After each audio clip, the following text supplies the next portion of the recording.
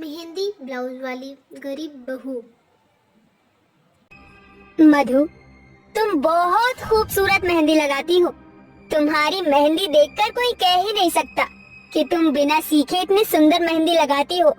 अपनी शादी की मेहंदी भी मैं तुमसे ही लगवाऊंगी। शादी की बात पर मधु की आंखें डबडबा जाती है। मधु के हाथों ने अब तक न जाने कितने ही हाथों पर मेहंदी लगाई थी, मगर गरीबी और सांवले रंग के कारण हर बार घर आए रिश्ते मधु को ठुकरा कर चले जाते थे। मगर कहते हैं ना कि ऊपर वाला हर इंसान में एक कमी के साथ एक खूबी भी देता है। मधु बहुत ही सुंदर मेहंदी लगाती थी, जिससे गांव की औरतें हर तीज त्योहार पर उससे ही मेहंदी लगाने आती थी। कुछ ही दिनों में मधु की शादी अखिलेश के साथ हो जाती है। आओ नई बहू, हमारे इस छोटे से घर में तुम्हारा स्वागत है। आज से इसे अपना ही घर समझो। मधु गृह प्रवेश करके अंदर आती है, तभी उसकी ननद गुंजन मधु के हाथों में रची मेहंदी देखकर कहती है, अरे वाह भाभी, आपके हाथों की मेहंदी की डिजाइन कितनी सुंदर है और मेहंदी भी कितनी गाढ़ी रची है। आपने अपनी मेहंदी कौन से पार्लर से लगवाई? ननन जी, ये मेहंदी मैंने खुद से लगाई है। मुझे मेहंदी लगाने का बहुत ज्यादा शौक है। ये तो बड़ी अच्छी बात है मधु बहू, और बहू बेटियों के हाथों में ये सब हुनर तो होना ही चाहिए। जा बहू, तू जाकर आराम कर ले, थक गई होगी।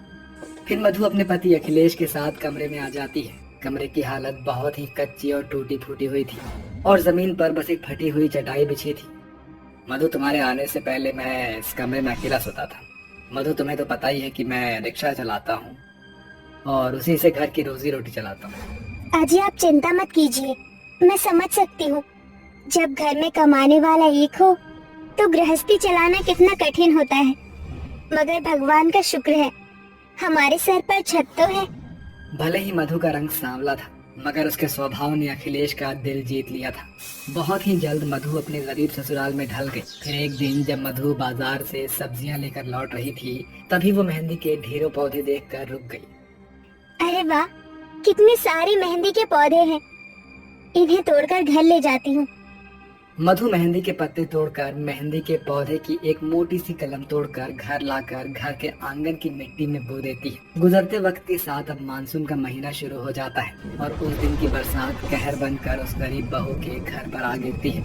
जब गरीब बहू के कमरे की छत कच्ची और कमजोर होने के कारण ढह जाती है, जिसके बाद मधु, उसका पति अखिलेश और उसकी सास और ननद भी एक ही कमरे में गुजारा करने पर मजबूर हो जाते हैं। सुनो जी, राशन खत्म हो गया है, थोड़े पैसे दे दो। मधु, अभी मेरे पास एक भी रुपया नहीं है। अभी मैं काम पर जा रहा हूँ, शाम तक राशन लेकर आता हूँ। ये बोलकर अखिलेश रिक्शा लेकर निकल जाता है।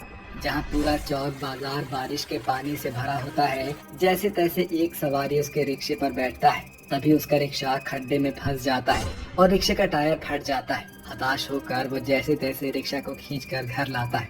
अजी, ये क्या हो गया? मधु, बड़ी मुश्किल से एक सवारी बैठी थी और ये हो गया। समझ में नहीं आ रहा क्या करूं। मेरे पास एक रुपया नहीं है कि रिक्शा ठीक करवाऊं। अजी, आप चिंता मत करो, भगवान किसी न किसी को हमारी मदद के लिए जरूर भेजेगा। इतने में गांव की सबसे अमीर माया वहां आती है। अरे मधु बहू, आज शाम को मेरी बेटी किंजल की मेहंदी है, तो आ जाना। जी ठीक है काकी। शाम को मधु अपनी सास ननद के साथ मेहंदी में आती है। कुछ देर बाद, मम्मी, इतनी देर हो गई, ये मेहंदी वाली कहाँ रह गई? अभी तक आई क्यों नहीं? अरे किंजल, उसने इन मौके पर आने से मना कर दिया।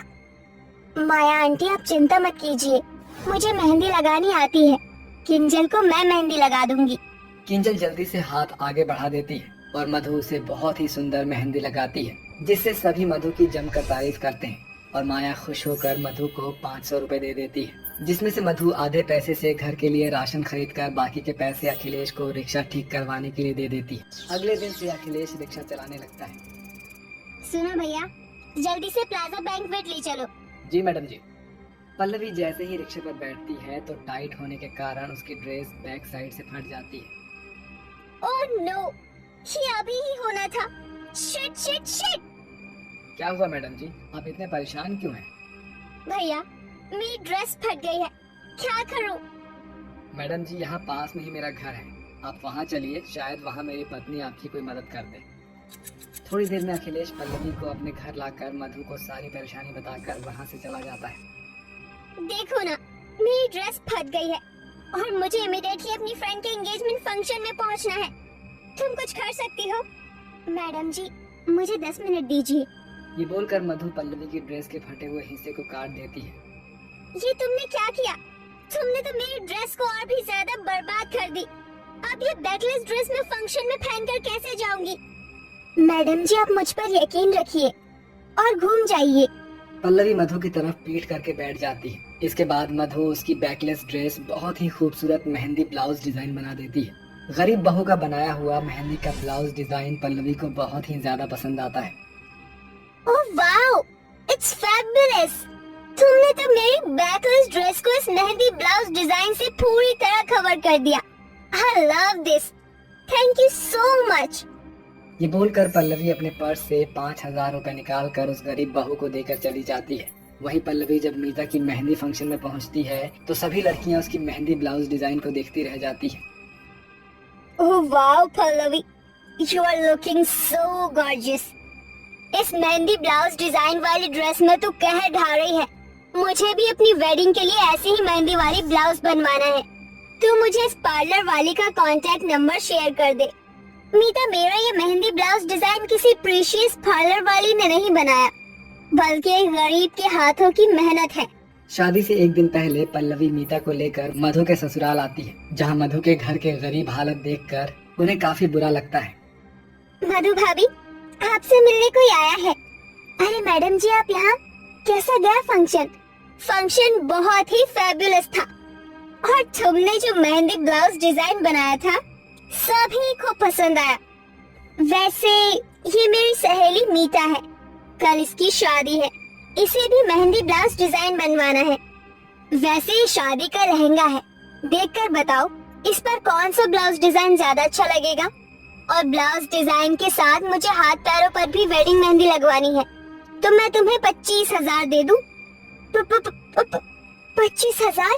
अच्छा, तो फिर 30,000 ले लेना। इतनी बड़ी रकम सुनकर मधु अपनी गरीब सास ननद को देखने लगती है। फिर मधु जल्दी से मेहंदी पीस कर उसे कई सारे कोन तैयार कर लेती है। मैडम जी, आपका शादी का लहंगा बहुत हैवी है और आपका ब्लाउज फ्रंट से बैक नेक और पीछे से बैकलेस है। इस पर नेकलेस मेहंदी ब्लाउज डिजाइन सबसे खूबसूरत लगेगा।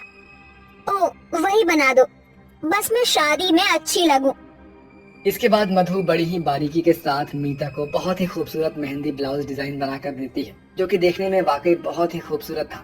मीता और पल्लवी के बाद धीरे धीरे बहुत सी लड़कियां उस गरीब बहू के घर खास एक खूबसूरत मेहंदी ब्लाउज डिजाइन लगवाने के लिए आती है, जिससे मधु को अच्छी खासी कमाई होने लगती है, जिससे वो सबसे पहले अपने ससुराल वालों के रहने के लिए एक पक्का घर बनवाती है। ये मधु के हाथों का हुनर और उसकी कड़ी मेहनत का फल था, जो उसने अपने हाथों के हुनर का इस्तेमाल करके आज अपने गरीब हालातों को पूरी तरह से बदल दिया था। अरे बहन, और तुझे क्या बताऊं, मेरी जिंदगी तो इन 5 बहुओं ने खराब करके रख दी है। देख, सारा काम ऐसे ही पड़ा है और महारानी अभी तक अपने कमरों में आराम कर रही हैं। अरे तमन्ना बहन, ऐसा क्यों कहती है? देख, जरा समय तो देख, दोपहर के 3 बज रहे हैं और जब मैं आई थी बेचारी 5 काम करने के बाद अपने कमरे में आराम करने गई थी। अब दिन में थोड़ा तो आराम करना बनता ही है। अरे सुजाता, तुझे नहीं पता, जब से इन 5 की शादी हुई है, इनकी शादी को पूरे 4 साल हो गए हैं और आज तक इन्हें एक संतान तक नहीं हुई। भला तब से ये आराम ही तो कर रही हैं, इनके आराम करने का भी कोई फायदा नहीं। ये तो ऊपर वाले की देन है, जब उसकी मर्जी होगी तो 5 की सोनी गोद खिल उठेगी। अच्छा बहन, मैं चलती हूँ, आजकल मेरी बहू की तबीयत खराब रहती है, तो इसीलिए घर की जिम्मेदारी थोड़ी मैं संभाल रही हूँ। आखिर वो भी तो किसी की बेटी है। सुजाता ऐसा कहकर वहाँ से चली जाती है, जिसके बाद तमन्ना अपने आप से कहती है, बड़ी आई बहुओं की तरफदारी करने वाली। अरे बहू तो पैर की जूती की तरह होती है, उन्हें जूती की तरह पैरों में ही पहनना चाहिए, ना कि सर पर रखना चाहिए। तमन्ना अपनी 5 बहू को कुछ भी नहीं समझती थी। ऐसे ही उसकी सहेली अपने घर को चली जाती है। तमन्ना चीख चीख कर पूरे घर को सर पर उठा लेती है। अरे नास्तीतियो, कहाँ जाकर मर गई हो? अरे तुम लोगों ने तो हद ही पार कर दी। पता नहीं मनहूस कहीं की क्यों इस घर के अंदर पड़ी हुई हो। तमन्ना के चिल्लाने पर उसकी 5 बहू उसके सामने आ जाती हैं। क्या हुआ माँ जी? कौन सा बवाल मच गया है अचानक से? दोपहर के 3 बज रहे हैं और आप हमें 3 बजे ही उठा रही हो। आपकी तबीयत तो ठीक है ना माँ जी? इनकी तबीयत का पता नहीं, लेकिन मेरी और काजल की तबीयत बहुत ज्यादा खराब है।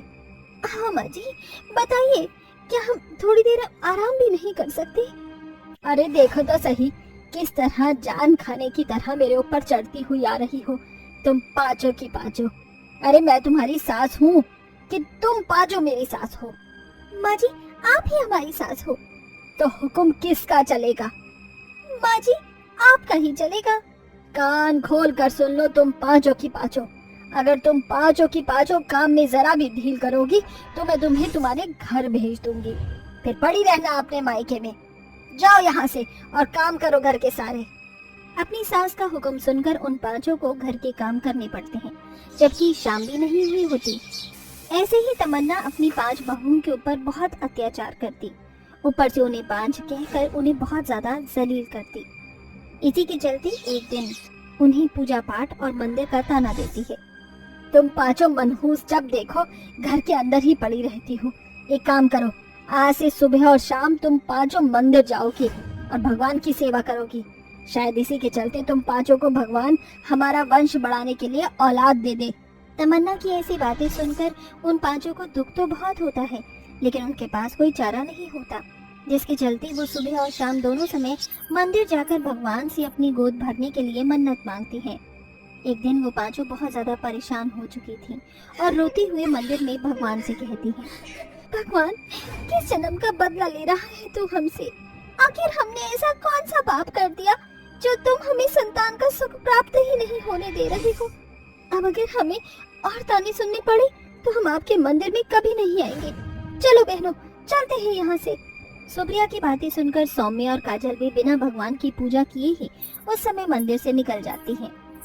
तभी वो पांचों सड़क पार करने वाली होती हैं कि अचानक से एक बहुत बड़ा ट्रक उनके सामने आ जाता है।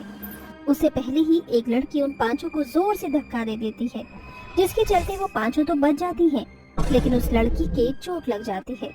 अरे ये क्या? ये लड़की कौन है? इसने हमारी जान क्यों बचाई? ये तो बाद में जानेंगे, लेकिन उसे देखो जरा, उसे बहुत ज्यादा चोट लगी है। चलो उसे हॉस्पिटल लेकर चलते हैं। उस लड़की का नाम कनिष्का था और वो एक अनाथ लड़की थी। लोगों से भीख मांगकर अपने पेट का गुजारा किया करती थी और दूसरों की मदद भी करती थी। इसी के चलते कनिष्का पांचों को बचा लेती है और खुद घायल हो जाती है, लेकिन वो 5 बहू मिलकर हॉस्पिटल में उसका इलाज करवाती हैं और उससे उसकी दुख भरी कहानी सुनती हैं। मेरे इस दुनिया में कोई नहीं है। मेरे पैदा होते ही मेरे माता पिता भगवान को प्यारे हो गए थे। तब से मैं दर दर की ठोकर खा रही हूँ। भगवान ऐसा कैसे करता है? जिनको औलाद चाहिए उनको औलाद नहीं देता, और जिनके पास औलाद होती है उन्हें अपनी औलाद से अलग कर देता है। प्रीति की बात सुनकर बेचारी कनिष्का रोने लगती है, जिसके बाद उन पांचों का मन नहीं मानता और वो उसे अपने साथ अपने घर ले आती है। आज से तुम हमारे साथ ही रहोगी।